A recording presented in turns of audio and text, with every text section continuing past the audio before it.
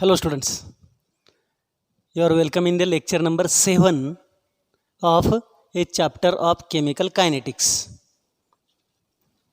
Here in this lecture, we have to see integrated rate law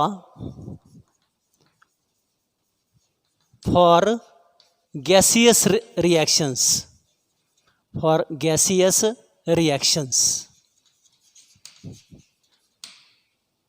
Integrated rate law, first order kinetics for gaseous state reactions. Again, first order kinetics. Already we have seen the integrated rate law expression for first order kinetics. That velocity constant, rate constant of first order reaction already we have studied. That equation is K is equal to 2.303 upon T log to the base 10 of initial concentration upon final concentration. That is A0 divided by AT we have studied. But for gaseous state reactions, how to apply that equation, that we have to study over here. In the last lecture, we have seen half-life period and graphical representation. Half-life period is a time required to complete half of the chemical reaction. The time required to reduce half of the initial concentration of the reactant is known as half-life period.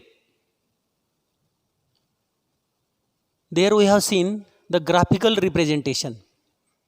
In all, 3 graphs we have studied. 3 graphs. 3 graphs we have studied. And how to calculate the rate constant, velocity constant. From graph also we have seen, that is the graphical representation. Now here, in order to see integrated rate law of gaseous state reactions, let us consider a gaseous reaction A in gaseous state giving B in gaseous state plus C in a gaseous state. This is the reaction. Now, very simple to interpret the data. The data interpretation is simple and that is important only. For gases, we are not using the concentration. But what we are using? We are using a pressure. For gases, concentration is not used. Instead of concentration, we are using a pressure. For the reaction, there is initial pressure. A is taken. Initial pressure instead of initial concentration. The pressure of A is known as initial pressure. After some time, whenever the reactant converted to product, the pressure of B and pressure of C is measured. They are known as partial pressures. Partial pressure of B, partial pressure of C. At that time, there is a partial pressure of A also. A has initial pressure because initially only A is taken. A has a partial pressure also because that is present in the mixture also. But B and C don't have initial pressure. They have only a partial pressure in the mixture. And mixture will also have a total pressure also. Total pressure. That is the summation of partial pressure of A, partial pressure of B and partial pressure of C is known as total pressure. Now let us interpret the data. We are using the data same as our book. Let us consider initial pressure of A is nothing but Pi. Initial pressure of B and C is 0, 0. No pressure because they are absent. Then partial pressure at time t. Suppose at time t, partial pressure at time t. Now, here one important thing. Since we know initial pressure of A is Pi, out of Pi initial pressure, some pressure is converted to the product B and C. So out of Pi, the pressure converted to product B and C is nothing but X. X. So what is the pressure of B? It is X. What is the pressure of C? This is also X. And the pressure of A will be Pi minus X. See, if this is 10, Pi is 10, this is 0, 0. If 10 become 8, means 2 is decreased. So at that time this will be 2, this is also 2. Because pressure of B is equal to pressure of C. But pressure of A is not equal to them. And the total pressure, suppose a total pressure P, what is it? It is nothing but summation of Pi minus X plus this X plus this X. So it comes equal to X cancelled, it become Pi plus X. Total pressure P will be Pi plus X. And from this equation, X will be equal to P minus Pi. P minus Pi. It is X. Now, pressure of A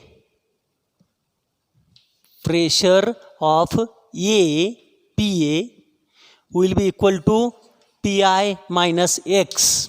See, this data I am writing there. Pressure of B X, pressure of C also X. Pressure of B is equal to X, pressure of C is also equal to X. PB is equal to PC is equal to X. And PA is equal to Pi minus X. From this equation, over here we know X is equal to P minus Pi. Now what is the pressure of A? It is Pi minus X. X is P minus Pi. P minus Pi. Solving the bracket, PA will be equal to Pi minus P minus plus Pi. So pressure of A, that is a partial pressure of A, will be equal to 2 Pi minus P. It is the partial pressure of A at time t. Partial pressure at time t. And what is the initial pressure of A? Pi. So this data is important. And now very simple. Just we have to use the first order rate kinetics. Just use a first order rate kinetics. K is equal to 2.303 upon T log to the base 10 of initial concentration upon final concentration. Initial concentration for liquid. final concentration for the liquid. But if this is gas and this is also gas, concentration is replaced by pressure. Concentration of A0 will be replaced by pressure. And what is the initial pressure of A? Pi. And concentration of AT, that is final concentration at time t. Concentration is replaced by pressure, final pressure.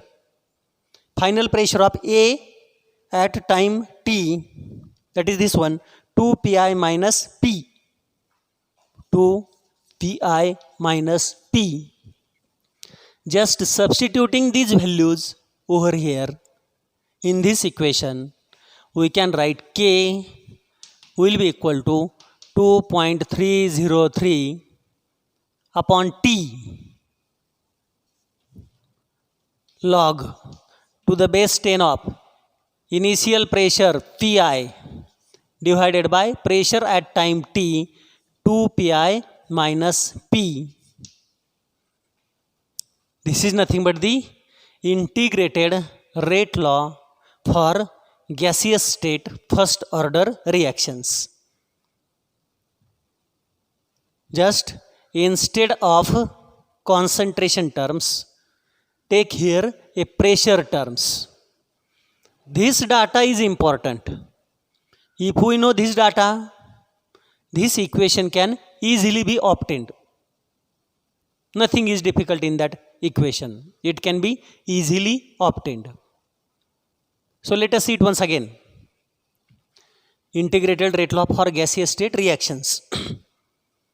Let us consider a gaseous reaction A giving B and C. These are the gases. Let at the start of reaction, the pressure of gas A is Pi, initial pressure. Pressure of B and C is 0 because they are absent. They are not present over there at the start of reaction. Therefore, their pressure is 0. Out of pressure Pi, X is used for B and C. The pressure of B is X at time t. Pressure of C is also X. And the pressure left behind of A will be Pi minus X. So what is the total pressure?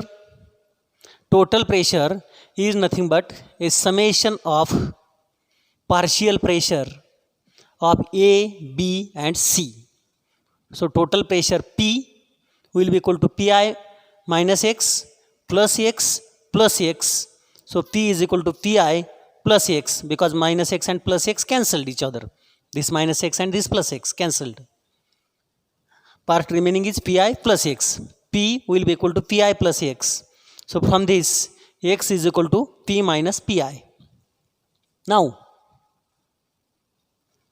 partial pressure of A, this data I am writing again. Partial pressure of A at time t is Pi minus X. Partial pressure of B and partial pressure of C are equal. B is equal to C is equal to X. Partial pressure of B is equal to partial pressure of C is equal to X. And we have to calculate the partial pressure of A at time t from this equation, where Pa is equal to Pi minus X. X is P minus Pi. So this is X replaced by P minus Pi. Pa is equal to Pi minus P minus Pi. Solving the bracket, this become Pa is equal to Pi minus P, and this will be minus minus plus Pi. So it is 2 Pi minus P. This is the partial pressure of A at time t. Now we know partial pressure of A at time t. We know the initial pressure of A, that is Pi. So substituting in this equation, that is K is equal to 2.303 upon T log of initial concentration upon final concentration. For gaseous reactions, concentration is replaced by pressure. Initial pressure of A0, instead of that we can write initial pressure Pi. Final pressure AT we can replace by partial pressure.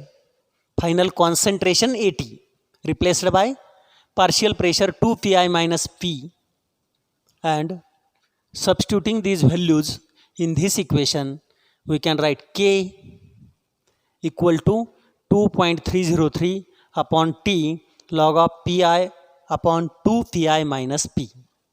This is the integrated rate law for gaseous state reactions which obey the first order kinetics. Gaseous state reactions which obey the first order kinetics. For those reactions, that is the final equation. Now, let us see some examples of first order reaction.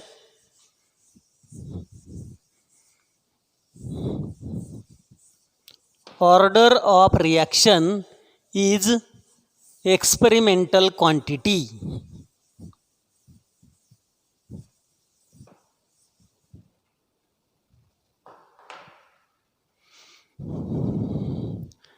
This is the reaction.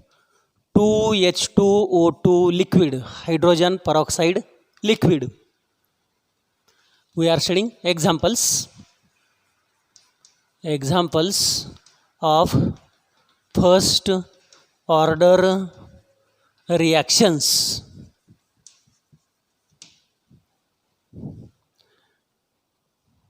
This reaction 2H2O2 liquid giving 2H2O liquid plus O2 gas.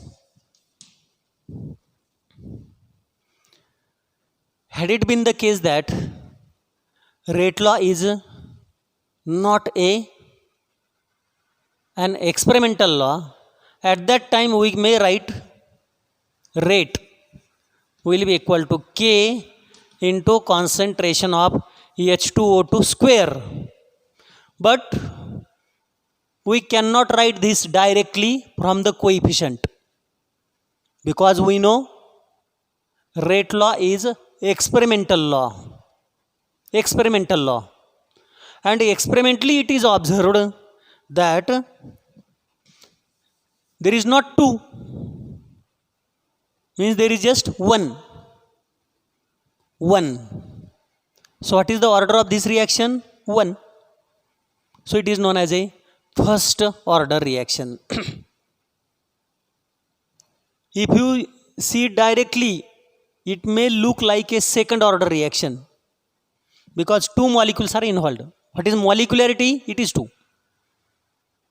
Molecularity is 2, but order of reaction is 1 here, because order of reaction is experimental quantity. It is the experimental quantity. It is not theoretical quantity. Experimentally it is observed that instead of 2 here, it is only 1. So this reaction is known as first order reaction. This is the example of first order reaction, even though 2 molecules are involved. One more is there. 2N2O3 gas giving 4NO2 gas plus O2 gas. 4, 3 2s are 6. See how to balance the reaction. 3 2s are 6. Here it is 8. The equation will become 4NO2 gas plus O2 gas. Sorry, this is 5. Nitrogen pentoxide plus O2 gas. 2 molecules of nitrogen pentoxide gives 4 molecules of nitrogen dioxide plus 1 molecule of O2. Again in the similar manner, had it been the case that rate of reaction is, if it is a theoretical quantity, we can write K N2O5 raised to 2 because 2 molecules are involved. But again here also experimentally it is observed that there is no 2. There is just 1. So molecularity is 2, but order of reaction is 1. Molecularity 2 and order of reaction 1. Therefore, this is also known as example of first order reaction. In case of these reactions, we may imagine, we may be under the interpretation that this reaction is second order reaction. This reaction is also second order reaction. But actually, these are first order reactions. These are first order reactions. Molecularity is not same as that of the order of reaction. Molecularity is different. Molecularity 2. Here also molecularity 2. But order of reaction is 1. Order of reaction is 1. What is order of reaction? Order of reaction is the exponent or power of concentration term in the rate law equation. Exponent or a power of concentration term in the rate law equation is known as order of reaction. And we know rate law expression is experimental law. Rate law is experimental law. Rate law cannot be written theoretically. It is experimental law. Therefore, rate law equation is experimental equation. It is derived experimentally. And in that experiment, it is observed that power is 1. Nothing is written here. Nothing is written here also. It means it is not 0. It is 1. Therefore, this is first order reaction. This is also a first order reaction. These are the examples of first order reactions.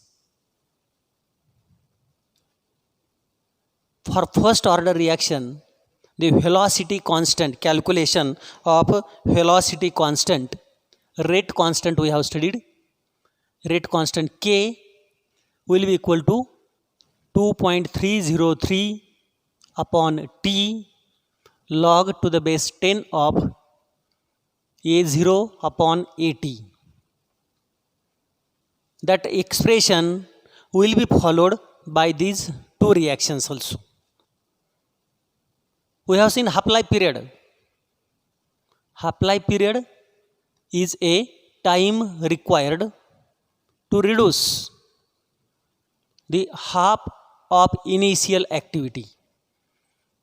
Time required to decrease half of the initial activity is known as half-life period, and that is independent of initial concentration or concentration of the reactant. Half-life period is equal to 0.693 upon K. That depends only on the rate constant, but independent of the concentration of reactant. All those conditions are obeyed by these reactions also. So these two reactions are nothing but the examples of first order reaction. Remaining part we will see in the next lecture.